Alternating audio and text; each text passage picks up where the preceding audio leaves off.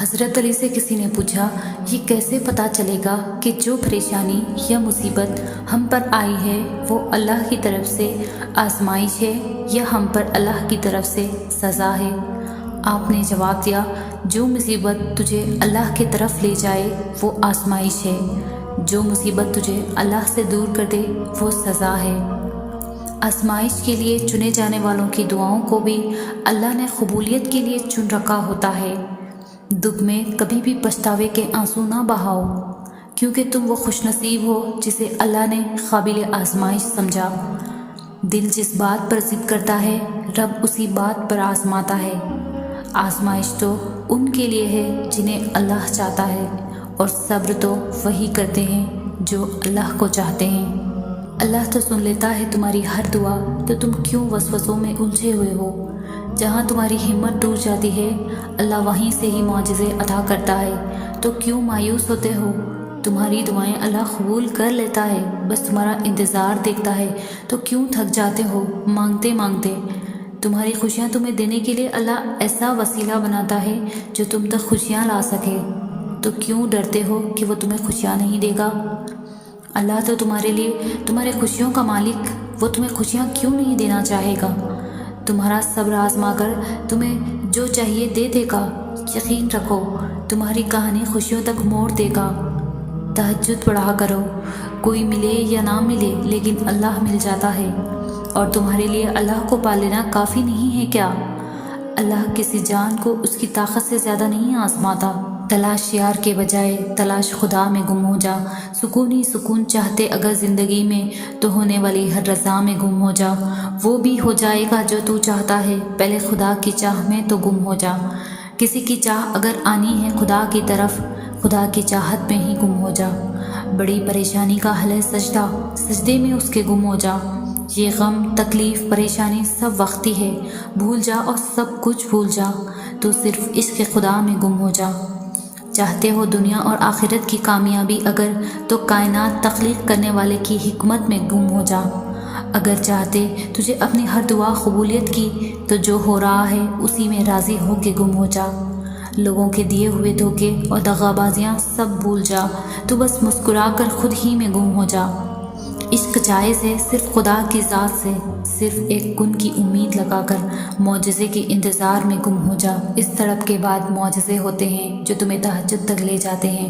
اللہ نہ چاہے تو تم چاہ بھی نہیں سکتے، تمہاری چاہت ہی تمہارے رب سے تمہیں ملواتی ہے۔ کبھی نا امید نہ ہونا اپنے اللہ سے، وہ جب دینے پر آتا ہے تو تم سے سنبھالے نہیں سنبھلتا، اور اللہ تمہاری دعاؤں کے نصیب کو ہارنے نہیں دیتا۔ یقین رکھو، یقین رکھو معجزے صبر کرنے والے اور ثابت قدم رہنے والوں کے لیے ہوتے ہیں۔ تو پھر ہمت مت ہارو، اگر وہ دعا کی توفیق دے رہا ہے تو جان لو وہ مان کیا ہے۔ دیر بس اسی لیے کر رہا ہے تاکہ تمہیں اپنے قریب لا سکے، اور تمہیں وہاں سے عطا کرے گا جہاں سے تمہارے مقدر کی بھی رسائی نہیں ہے۔ ہمیں نہیں پتہ چلتا، لیکن ہم اپنی زندگی میں وہ مشکل ترین دور سے گزر رہے ہوتے ہیں۔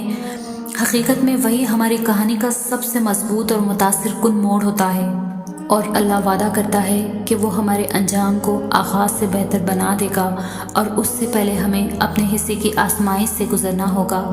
بے شک اللہ نوازتا ہے، وہ رحمان ہے۔ یا اللہ میری بہت سی دعائیں تیرے کن کی منتظر ہے، اب تو کن فرما دے۔ ہمیں اللہ اپنی جنت میں رہنے کی اجازت تب دے گا جب ہم اپنے اندر ایسے اوصاف پیدا کریں کہ جن سے اللہ کو اپنے بندے پر رحم آ جائے۔ اور اللہ تو الخبیر ہے، یعنی خبر رکھنے والا، تو پھر تمہیں کیوں لگتا ہے کہ وہ تمہاری تکلیفوں سے بے خبر ہے؟ ایک دن کن فیکن کا سماج چھا جائے گا، تمہاری ویرانی زندگی میں اجالا لائے گا، روتی ہوئی آنکھوں میں پھر سے امید کی کرن جگائے گا۔ تمہارا رب تمہیں اپنے محبت کے رنگ دکھائے گا، وہ تم پر اپنے کرم کی ایسی نگاہ ڈالے گا، تمہاری ادھوری کہانی پھر سے مکمل کر دے گا۔ تمہارے صبر کا وہ تمہیں جلد انعام لوٹائے گا۔ اللہ کی بات کرنے سے دل بدلتے ہیں، اور اللہ سے بات کرنے سے مقدر۔ تمہاری امید کو اللہ اب تک برقرار رکھے ہوئے ہے، کیونکہ اس نے تمہیں عطا کرنے کی ساری تیاری کی ہوئی ہے۔ اللہ اپنی مرضی کے مطابق تمہارا نصیب لکھ چکا ہے، مگر ہو سکتا ہے تمہارے چاہت کے صفحے پر اللہ نے یہ لکھ رکھا ہو، میری بھی وہی رضا ہے جو تیری رضا ہے۔ یہ جو دل تھک جاتے ہیں پھر اللہ کے در پر سکون پاتے ہیں۔ بس یقین رکھو اللہ پر، تمہیں ویران کنویں سے نکال کر ساری دنیا کا بادشاہ بنا سکتا ہے۔ جو راستے اللہ تعالیٰ سے جڑ جاتے ہیں وہ بہترین ہو جاتے ہیں۔ اللہ تعالیٰ کی طرف جانے والا ہر راستہ دل کو سکون بخشتا ہے۔ ایسے محسوس ہوتا ہے اکیلے ہونے کے باوجود بھی کوئی ساتھ ہے۔ انسان کی تمنا نہیں، کیونکہ اللہ ساتھ ہے۔ تم سمجھ نہ پاؤ گے، تمہاری عقل حیران رہ جائے گی، اللہ یوں راہیں بنا دے گا۔